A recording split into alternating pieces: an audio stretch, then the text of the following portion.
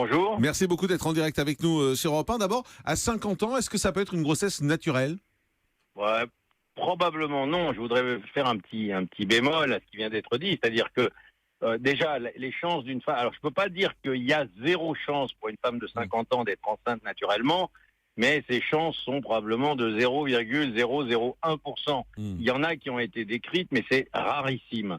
Ensuite, effectivement, les traitements d'assistance médicale à procréation peuvent repousser l'âge où on peut avoir des enfants, mais avec un subterfuge quand même, ce qu'on appelle le don d'ovocytes, c'est-à-dire qu'il faut bien comprendre, c'est que au-delà de 40 ans, la fécondation in vitro avec les ovocytes de la femme donne des résultats très faibles, de l'ordre de 15%, 20% de chance.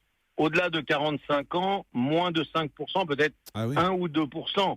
Donc à ce moment-là, on est obligé de faire appel à cette technique de don d'ovocytes. On substitue l'ovocyte avec un ovocyte d'une femme jeune. Donc la femme porte l'enfant, mais l'enfant n'est pas issu de son ovocyte. Ah oui, c'est-à-dire que, alors je sais pas si on peut employer ce mot-là, mais c'est quasiment une mère porteuse en fait. Alors c'est pas vraiment une mère porteuse parce que la mère porteuse en général n'a aucun lien ni avec le futur père de l'enfant ni avec Ah oui. le futur bébé. Elle va pas s'en occuper. Là, la femme finalement, elle va porter un enfant qui sera le sien puisqu'elle va l'élever.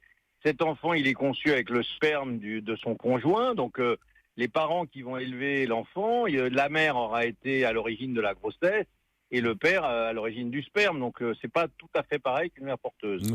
Est-ce qu'aujourd'hui il y a un risque à faire ce type d'opération quand on a 50 ans? Le fait qu'on soit Oui, maman à 50 ans, il y a un oui. risque pour la Il y a, maman ou tout pour à fait. l'enfant? Il y a un double risque.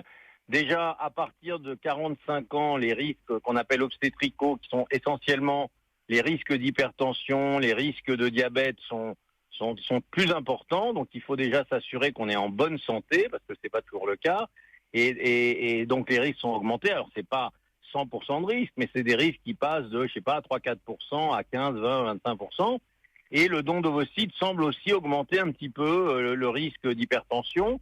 Donc ces risques-là sont des risques pour la mère, mais par définition, si ça se complique, ça peut entraîner une naissance prématurée, et là, c'est des risques pour l'enfant. Mm. Donc oui, c'est des grossesses plus compliquées qui méritent d'être surveillées, et surtout, il faut que ces femmes soient en bonne santé au moment où elles décident de faire un enfant. Au-delà de 45 ans, un bilan médical complet est très important. Professeur, vous, si on vient vous voir et si on est en bonne santé, si on est une femme en bonne santé, vous acceptez jusqu'à quel âge que cette femme porte un enfant?